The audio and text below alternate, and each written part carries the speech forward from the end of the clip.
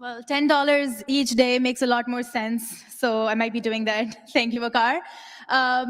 For our next session, we have a panel discussion led by Muazma Zahid, who is a principal group engineer, Muazma Zahid, who is a principal group engineer at Microsoft, and she was also the president for PWIC for the last 2 years. And then we have, well, the topic of the session is building the next product, building the perfect recipe for building the next product. And then our speakers, can we please have Shilpa Vir, who is a seasoned product management leader and entrepreneur currently serving as a product lead at Google. Shilpa has spent 15 plus years in technology leading product engineering and operations team at Google, eBay, Microsoft, HP, and Yahoo. She has founded 2 startups and worked in several early and mid-stage startups. For our next panelist, we also have Faizan Buzdar. Unfortunately, Saad Fazil was not able to make it here.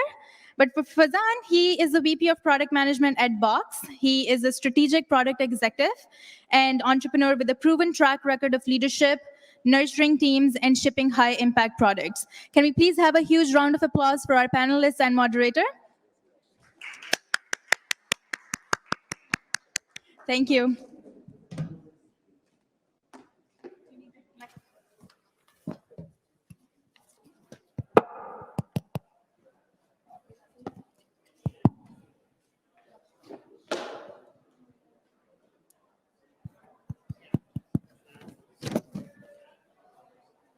Hello, good afternoon, everyone. How's everyone doing? Little bit more energy, please. Awesome. Doing good. Thank you so much, Rabia, for the warm welcome to this stage. My name is Muazma Zahid. I am a principal PM manager at Microsoft, supporting the database platform, running 50 trillion queries per day. That is the business that I support.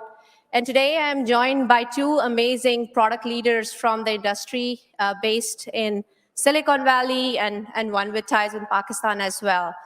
So Two. I have ties with Pakistan. Any Chiniotis and Bulandsharis in the house? Because my dadkes are from Chiniot and my nankes are from Bulandshahr. I didn't know that, so that's awesome. So what we are going to talk about today is building the next big product. There's no startup out there which is without a product, right? We're all building products. And today, products are not about the thing that you're selling. It's not supposed to be just the physical product. It's about the customer experience. It's about the end-to-end journey. It's about the loyalty that you have with that product. So I want to actually welcome both of you to maybe just introduce yourself a little bit and tell us a little bit about your product journey. And then I have some questions for you, or maybe if we have time, we can get a couple of audience questions. So why don't you start, Faizan? Hi, everyone. I'm Faizan. I am currently the CEO of a stealth startup. Recently, I was VP product at Box. Prior to that, I have done startups. I did my first startup out of Pakistan in 2007. Adobe invested in that startup, and that was the first time Silicon Valley money actually came to Pakistan. So I have been the guy who is looking for $50,000 for his startup, and then I have also been the guy at Box who has acquired four startups. So I've kind of had a journey through kind of like the startup world and sort of a VP of a public company in Silicon Valley. Hello, everyone. My name is Shilpa, like you already know. I'm currently serving as a product lead in Google, but I have been a 2-time founder. In fact, my journey with entrepreneurship started in grade 7 when I started a business of selling supplies to hostlers in school. So the things you learn about customers and customer service can come from any different place. I actually started my career as an engineer in startups, 3 startups, made 0 amount of money, had my own startup, profitable, didn't make money. Working on the second one, I hope you're going to acquire it. Awesome. So or maybe I'll acquire you. Awesome. Yeah, thank you. Thanks for your introduction. So maybe we can start with you, Faizan. If you can talk about product-led growth, specifically to product market fit, and why it's important for any product that you're building. And if you can give us some examples related to that, that would be awesome. So product market fit, I think anybody who's in startups has kind of heard that word. Whenever I kind of interact with startup founders, I wish that there was a way to reverse the words and call it market product fit, because I see that startup founders focus a lot on their features and product and not enough about the market. So product market fit is largely about, have you identified a hunger in the market that your product can fulfill? And that part of identifying the need in the market is a very critical piece of it. And then the second is kind of building those features. And that it doesn't need scale. It just needs users who are basically saying that if I do not have this, I would be very, very disappointed. Not a user who you show your product and say, oh, do you like this? It's like finding the user whose life would be miserable without having your product. And usually, I think one of the best pieces of advice around product market fit I've heard is that it should be narrow, but not just narrow, but uncomfortably, painfully narrow. So your co-founders should be debating that, oh, is this too narrow? But that's the kind of focus that is needed. And some of the examples that I love is, so if you look at Uber, when it started out, for its first early traction, if you look at Uber and you're like, hey, how do I get to every city? How do I get to every country? How do I, like, it just seems impossible to scale. So maybe just California. Maybe, no, that's also too much. Maybe just San Francisco. And then it's like, no, just the Caltrain station. So what we will do is we will get people to install the app on the Caltrain station. We will pay drivers to hang out near the Caltrain station. And then we will see if that works. If it works there, then we have product market fit. Similarly, I think one of the stories around Tinder is that what they were trying to do was, the problem with dating services is you have to be in the same city, and then you have to have the cool kids on it. And they couldn't figure it out. So they literally, one of the founders' younger brother was in USC, and they went to him and he said, in your class, who are the cool kids? And he was like, those are the cool kids. They don't invite me to their parties. So they went to one of them and they said, we will do your birthday party.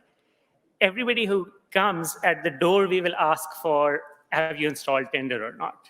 And that's where they found that spark, because they're like, oh, these are people who are in the life journey where they want to find somebody to date. And because we did it in one place, now we have the user density where we can prove that concept. So then they went and then they replicated that around kind of different campuses before becoming publicly available, right?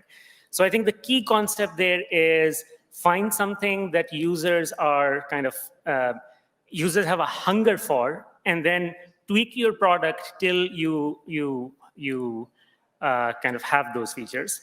Sometimes we hear stories about people who kind of stumbled into product market fit, right? So one of my favorite examples is Stuart Butterfield, who is one of the most successful entrepreneurs, also one of the most unsuccessful game designers. So his first startup was, I want to do a game.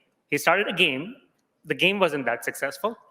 And but he noticed that people were sharing images using features in the product. And he was like, we see this might be something. We seem to see a demand where people, instead of using it for a game, are using it for sharing images. So they turned that into Flickr. Then many years later, we want to make another game. And he started a game. And again, the game wasn't successful. But he noticed that people were using it for messaging. And that turned into Slack. So the product market fit is also where you're seeing hunger, where you're seeing a pull from users, and you kind of have to have your ear to the ground where you're seeing that product market fit.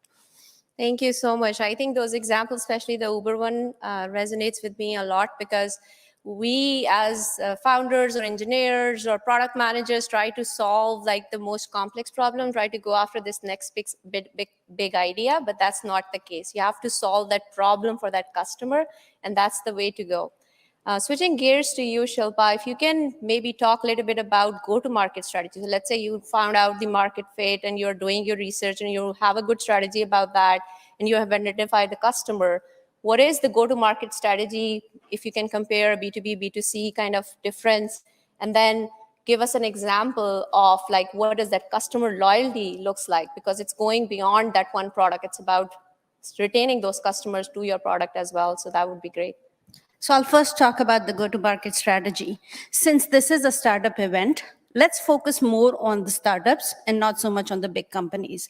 Because the big companies have the marketing power, they have the money, they have the brand recognition that's already there, so they have a good head start. But what is a startup going to do when you have an idea? First, going to what Faizan said, the execution and the narrow execution is the key. If you go very broad, you are going to get one or two successful. For example, let's just say that you were Nextdoor. Do you all know what Nextdoor is? Awesome. So Nextdoor is about connecting neighborhoods. Imagine if Nextdoor went and had a global launch and they found 5 people in Pakistan, 10 people in California, 7 people in Madrid. Now, is that really a network? Not really. And that launch is going to fizzle out. What they have to do is figure out who their customers are and where are they, and then find that narrow swatch where they can go and execute. For example, Uber actually did South by Southwest, and that particular conference, they said, if we could provide transportation there, we have proven our product and we have gotten the name out. They did not go around and said, let's have a worldwide launch. They went in a particular event and they did that. So if you were Nextdoor, or if you're building the next Nextdoor, wow, what I would say is figure out what kind of customers you're looking for, go figure out where they live, what does their community look like, and what would it take to acquire the whole community. Because this is what we learned from failure of Google+. There are tons of networks out there. Facebook did a great job, and Google+ did not fail because it didn't have feature. It failed because it went too broad and failed to bring the entire network over. You can't bring one person over and create a network, right? So one of the very key things is understand what your product is, who those customers are, and how do you bring value to. And if you can't bring the whole network, that's fine. Then let's go the LinkedIn route. What did LinkedIn do? LinkedIn is a network in all means right now, but when they initially started, they were a place where you can go and create your professional resume and keep a track of your own professional accomplishments. What they did is they created enough value that a single person by themselves can use that product and get something out of it. Then they layered in professional connections. So I could now connect to Muazma, I can now connect to Faizan, and now we have a way of keeping with each other's career progressions. Then they layered in jobs, and then they layered in influencers, and the whole pie kept going bigger and bigger. Again, going back to a place where they could provide value and not get trampled by the big names out there, then started layering in adjacent value until it became big. So I'm specifically going towards these examples because a bigger company will be able to come and kill you if you went too broad, or if you went after a market that was very, very lucrative. But if you went into a tiny segment and did a really good job and differentiated yourself on customer service or the value for money, they would not find it their worth to go after you, at least in the beginning. Clubhouse is another example. Clubhouse, they did not have a brand name. So what did they do? They layered in the mystique of waiting lists, and so many other products have done that also. If initially you went into Clubhouse, you probably would not find any conversation that was worth it. But because everybody was on waiting list, you wanted to get onto that waiting list. And they could be a little bit selective of who they let people come in. Imagine if they said, you get 5 invitations, you're going to invite your 5 friends, and when I come in, I have somebody who's already there. I get some value initially. So the important thing about go-to-market strategy that I want to call out is you have to give value from the beginning. In order to give value from the beginning, you need to know who are these people who would find value in your product. So you have to be experts on your customers. You have to know what they're looking for, what they are struggling with, and where they are. And then you have to figure out 2 things: your distribution strategy or your launch strategy, and your pricing strategy. And product-led growth is amazing because it allows models like freemium. It allows models like 14-day trial and whatnot, which bring down the regret of making a bad choice. I cannot go in and expect to sell you $1 million product without you believing that you're not going to be regretting that decision. With freemium, even if I pay $79 for an app, if I don't like it, I can remove it. So whatever you can do to convince them of the value, and it's not about the features, it's about what they can do with the features, and give them ways to minimize regret. Now you have a go-to-market strategy. Long-winded answer. No, I think that's very relevant. So great examples with Uber over there, and you kind of added on to that with the Clubhouse example. So I was one of those people who were in the wait list to get on and got on that from a customer acquisition perspective. So I think we talked about like kind of good examples, like we build products, we want them to succeed. We have these examples of them, so many of them that are successful. I actually want to turn this around and ask both of you, maybe if you can start with you, Faizan. Give us one example of a product that you worked on which didn't work or was a great failure in your sense, and then what did you learn from it? Yeah, so I think like anybody who has made products has had failures, and I think the key is kind of being able to kind of recognize that. So in our case, my first startup was basically I don't know if folks remember in 2004, between the region to 2004 to 2007. Our instinct was that things are going to move to the web, and we're going to see something like SaaS and something like Gmail. So Gmail arrived, and at that time, Chrome didn't exist. The only browser was Internet Explorer, which was motivated to kind of slow the web down. And Adobe had this tool called Flash, which had a lot of features, but it was a plugin, right? And I put myself through college being like the local photo editing, video editing expert and kind of charging for that. So I was really obsessed with Adobe. So we made an online calendar, and we were just like 4 guys in a spare bedroom in Pakistan, and we made a video. YouTube had not been acquired by Google. Google Calendar had not launched. So we put that video online, and we woke up the next day, and CNET had an article that said the demo of gods. And I was like, ooh, are they? And then like whatever the tech meme of the day was, suddenly it was like, I think we were estimating, we were like, hey, we were extremely successful. We would have 10,000 users every month. So we had 200,000 2 days later. And then we just didn't have servers. We just we just said it's a beta and it's exclusive. But the reason was just that we did not have any investors. We could not afford to take on any users. And Adobe reached out to me in Pakistan, and Adobe eventually invested in the company. So that was like a massive at that point, it was like a massive success story. And one of the key selling features was at that point, again, 2006, 2007, was that from Microsoft, the sort of people were saying, hey, only desktop applications, because what will you do when you're offline? Because there is no cellular, so what do you do when you're offline? So our web app was the first ever web app that also worked offline. So you could be offline and still be able to use that calendar, right? But at the end of the day, actually, I will say this candidly, I had no idea. It was my first startup. I had like $10,000 in the bank when I started it. So I had no plan of making money from it. I was like super happy that I'm invited to speak at MIT. I'm invited to speak at Adobe. I'm invited to speak at Web 2.0. And Adobe has given me money and said, hey, you seem to really understand this. Figure out something kind of next with it, right? But a free app with, even though it had its moment of being hot, but it was kind of impossible to figure out how to monetize it.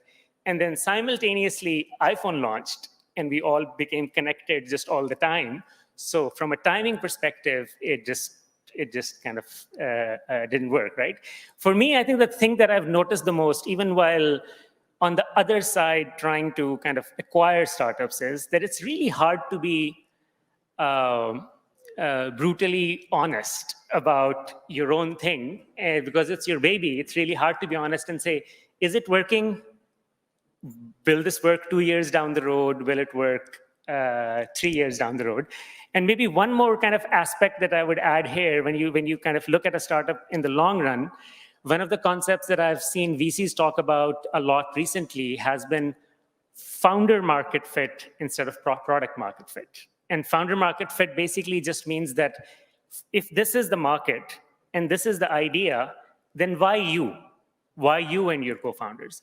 Is there something, what's special about you guys that actually fits with this problem? And sometimes just a personality mismatch can be like a extreme failure. So I'll give you an example. I was once at a Stanford event and we were talking about kind of like fundraising and stuff. And then there was a girl there who was like, "Hey, I'm doing a startup and I want you to be my advisor." And I was like, "Awesome." And she needed some advice on fundraising, but then she explained her idea, and it was about like a dating site focused on women.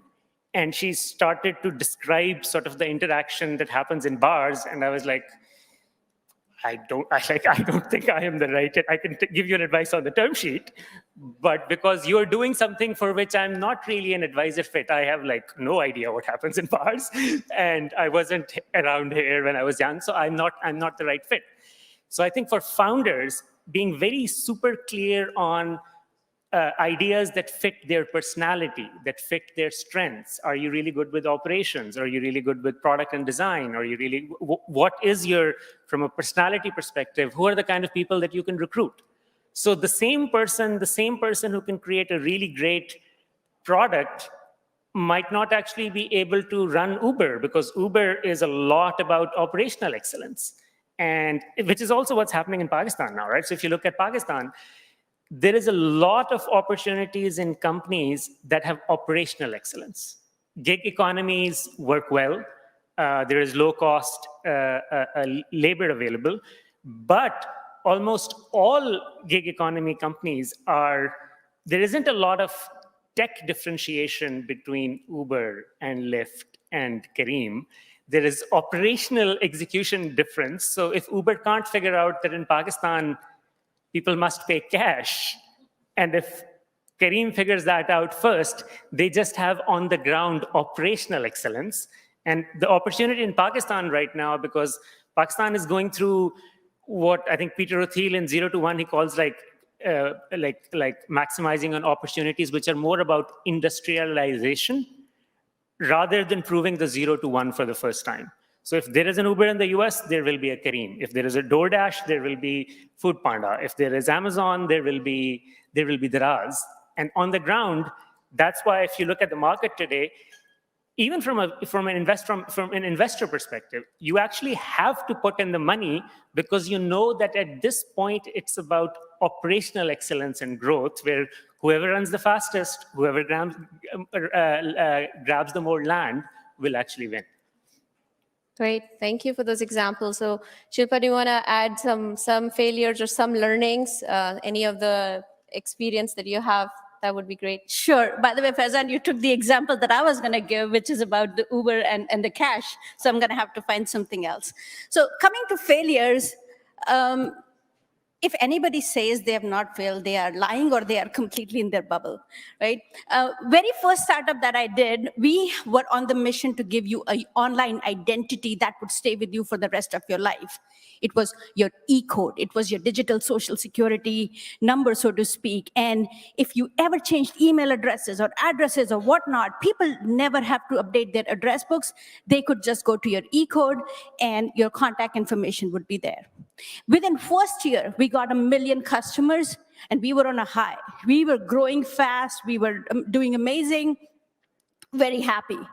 And then our CEOs started asking us to build features that had nothing to do with that. All of a sudden, we were building a password saver, a sort of a chabi bar, because there was a competitor who did that. And we were like, what has got to do with our product? And when I look back, that was one of the first reasons why our startup failed, because we tried to become something for everyone. You cannot be something for everyone. You have to know who you are and who you are for. And you have to stay true to that and capitalize on it until you have a solid hold on that area before you branch out.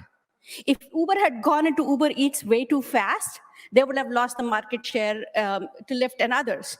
So you have to first protect that space. You have to create value there. You have to be an undeniable leader, or at least in the top ones, before you go out. Or you have to say, we've already gotten what we could here, and it's important that we pivot and make that deliberate decision. But what you can't do is just build features because somebody else is building it.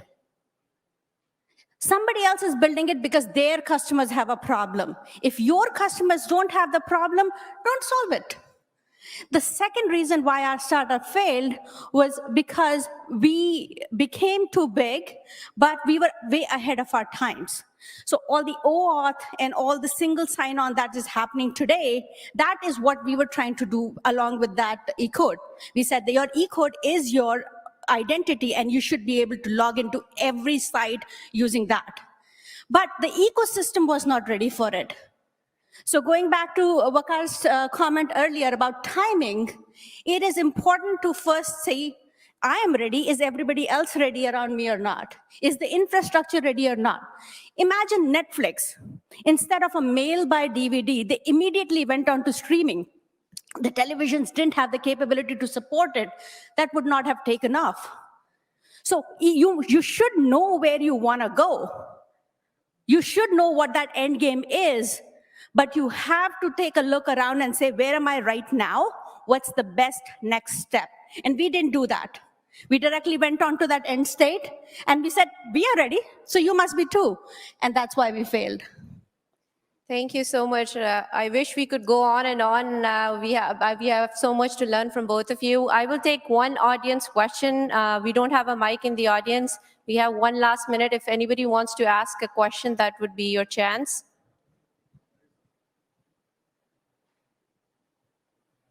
No one? Okay.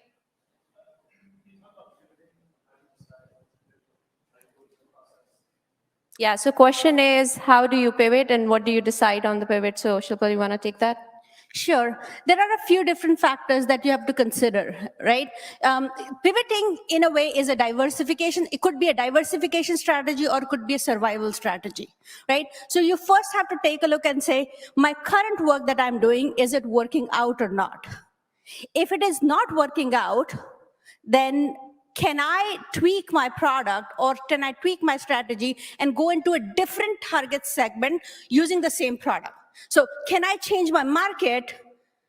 And maybe my product was not a hit with the students, but it's a really good fit for teachers. Maybe I need to go. So can I make a smaller pivot and keep the same product and kind of just retrofit it for the other segment? That could be one thing, but that really depends on, like Faizan said, you have to have your ear on the ground. You have to be listening to what your customers are telling you and identifying those areas and moving there. Or you can say, the segment is right, but my product is not. In which case, I probably need to do something else. So maybe right now, I'm doing a fitness center, and I'm not getting people coming over because it's COVID, but I know that the need is out there. So let me do a YouTube channel and see if that works. So those are minor pivots, because there you are changing your customer, or you're changing your product. Or then you can have a completely different pivot in which you can say, either I have gotten what I wanted from this segment, or this is completely not working out, and I need to know and go somewhere else, in which case you're going to probably have to start kind of all over again. Yeah, so I think for me, the two examples that I gave, I think they're like textbook examples. You're making a game and you end up making a messaging service, and you're making a game and you end up making a image sharing service. But those are examples of where your investment in R&D has delivered something which you are seeing some traction for. So you're identifying a market that is proximal to your market, and you're pivoting there, but because your current time in the market has shown that there is a need and there is some kind of a technology fit there, right? So the need to pivot, I think, is basically, there are two key questions, I think. Is the market wrong? Is the product wrong? Right? And you have to be kind of clear on what's the right answer. What I would say is, most founders have difficulty saying the product is wrong. Yes. Thank you so much, everyone. Thank you, Faizan. Thank you, Shilpa, for being here. Thank you.